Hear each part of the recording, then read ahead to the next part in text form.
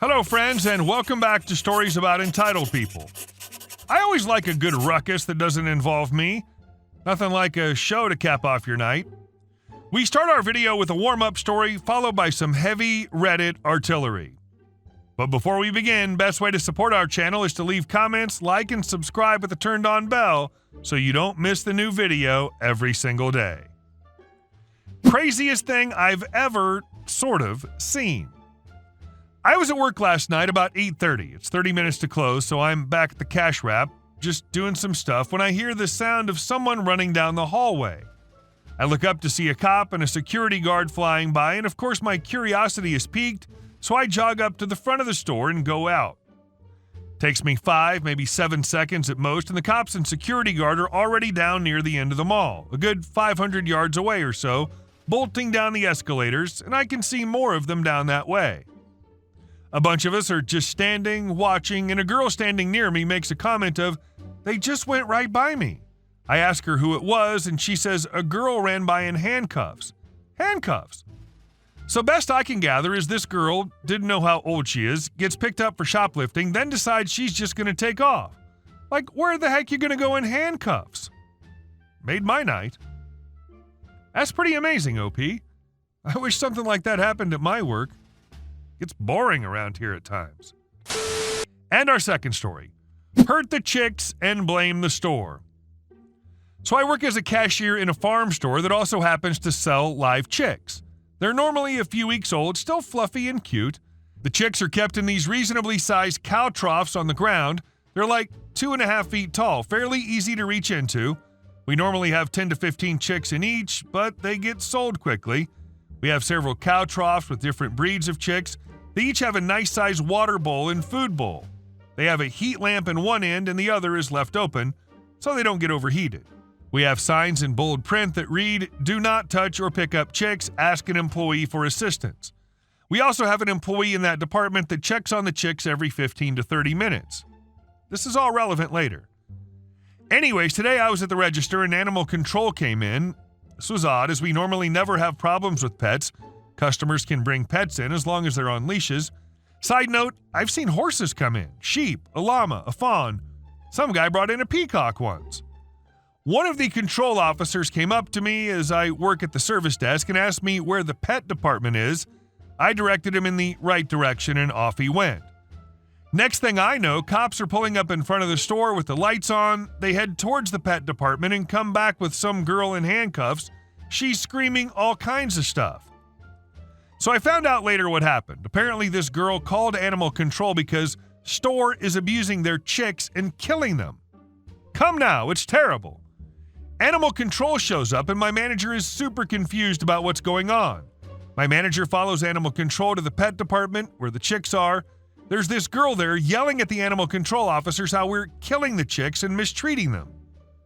When looking into the cow troughs, there was no food in the bowls. Most of the bowls were knocked over, some missing. Several heat lamps were unplugged, and one trough had at least 2 inches of water in it. The rest of the water bowls were empty. Chicks were going crazy, peeping and flapping around. In the trough with the water, there were several dead chicks laying face down in the water, possibly from the chicks freaking out and climbing over each other to get out of the water, drowning the weaker chicks on the bottom. This girl was yelling about animal abuse and how she was going to sue us for neglect. My manager was shocked and called over the employee in that department. The employee was shocked and started freaking out, saying how just 10 minutes earlier he checked on them and all was fine. The animal control officer asked if we have cameras. My manager informed him that we just installed some last week. The pet department didn't have any for a while. Apparently, and this is the best part, the girl's face went white. The control officer reviewed the tapes as his partner stands with the girl and employee. As they were watching the tapes, come to find out the girl had thrown away the food in a trash can around the corner, knocked over the bowls herself, and proceeded to unplug the heat lamps and dump all the chicks' water into one trough, effectively drowning some chicks. Needless to say, cops were called and she was escorted out, screaming how we led her to kill them. It's our fault, we hurt her, etc. Turns out she was a past employee, before I was there, that the company fired because she was caught stealing money and lying. She's facing multiple charges last I heard. And our last story. Revenge against a big Karen. I've been debating on how to write this one for a while. This takes place over the course of 7 years, 2014 to 2021, at a place where I was a cashier, then customer service member. We had this customer who, as soon as she walked in the door, everyone was pretty much alerted. We don't know what her real name was, but we referred to her as the name of our district manager's name plus lady. For this story, I'll refer to her as Karen and our district manager as DM. Karen was a nightmare, just constantly causing issues with every worker. She'd be at my store for a minimum of 3 hours every Tuesday and Thursday, occasionally Saturday, and then go to one of our sister stores on Monday and Friday. Then the other sister store on Sunday and Wednesday. Her round would start at the service desk, where she would return months-old half-eaten foods and claim they were rotten or stale when she opened an item. She's even brought in sliced open fruits and veggies that she let mold. The managers really disliked her, so they said just deal with her, so we'd have to accept all the returns. She'd have us put each turn, even if it was just 50 cents less, onto a gift card, and the gift cards were not reloadable. So she'd have a stack of 15 or so by the end of her return portion. The next part would be her "I forgot to use my coupon at checkout," but the problem would be that our system wouldn't recognize photocopied coupons, which, by the way, doing so is technically a crime, and while some places will let it slide, there are those that will call the police on it or even ban you for it. Please don't do it. So we had to manually return them, but because of how our receipts are coded, it's hard to tell if you have the right item, especially after the fact. When we hand-keyed it in, we'd have to give cash back, but could only do this in $5 increments before we need to see a state-issued license, or the machine wouldn't let us continue. Obviously, she wasn't into that, so she would have her coupons in piles of under $5 increments. Then came the rain checks. For items that she claims we never have, but we always had in stock, and she'd want you to renew her old ones. Then finally would come the lottery tickets.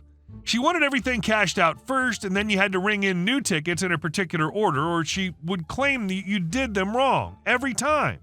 If you were the only one up there, you were on your own, and she wouldn't speed up when a line formed. It was a minimum of 45 minutes every time. If you tried to tell her no on something, it was always, "I'm best friends with the district manager. I'll have you fired if you don't do this." She would even tell our store managers this, and unfortunately, there wasn't a way to verify via picture because her face was always obscured by her hair, sweaters, or masks when COVID happened. Her way through the store was constant, demanding for people to attend to her as she shopped. If we didn't have a very obscure item, she would demand that we price matched a similar item for it, and when the stock team member would radio it up front for the team lead to verify at the register, she would always grab a more higher-priced item and claim it was the one they okayed. If the lead or cashier tried to argue, it was the same, "I'll have your district manager fire you if you don't do this." She tried to do this with alcohol too, but in my state, it's a high crime to change alcohol prices outside of what the distributor allows. This is the one the managers would get on her about and tell her that district manager wouldn't risk the company like that. While at the register, she always had items that were the wrong price, no matter even if we showed her the sign or even the ad. We even launched an online shopping app where they included a spot to scan in barcodes and get the accurate price, and we'd show her that, and she'd threaten us with the district manager again. Then would come her second trip to the service desk, where she would say that items were not the right price, including items that had already had a price change, and she would always have more coupons she forgot to use. The best interaction anyone in my store had with Karen was with my coworker Sarah. Usually, Karen came in after 5 p.m., Sarah leaves at 4. I came into work one day, 3 p.m., and Karen was getting into a really heated argument with Sarah. Sarah was a take-no-crap kind of person and wasn't going to back down. Here's how the conversation went and was resolved. Sarah: "I'm not taking this return. You obviously ate from it, had it for months, and now you're trying to return it. You're just trying to scam us." Karen: "How dare you? I'll have you know I'm best friends with your district manager. We're this close." Crosses finger over the other. "I'll have him fire you over this." Proceeds to get phone out like she's going to call him. "Do you even know who the district manager is?" Sarah smiles. "Yeah, I call him Dad." That's right, Sarah's the district manager's daughter. Karen instantly turned several shades of red and just stormed out, leaving her coupons, gift cards, and returns there. Sarah, another coworker who was there, and I just burst out laughing. What I didn't realize until that point was that Sarah had her phone out on the counter behind her and had recorded the whole interaction to show her dad. Her dad did know her, but not in the way she was saying. They were neighbors when Sarah was a child over 20 years ago, but even then he said she was a B, so they didn't interact much. As much as I'd like to say she was banned from the stores, she was not because he couldn't remember her name.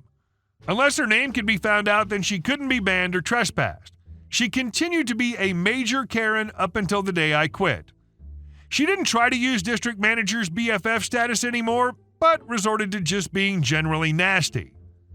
I never understood people that felt the need to brag about who they knew or how important they were because of it. If you were that important, wouldn't you brag about that? Hey guys, thank you all for watching the video. I'll see you in the next one.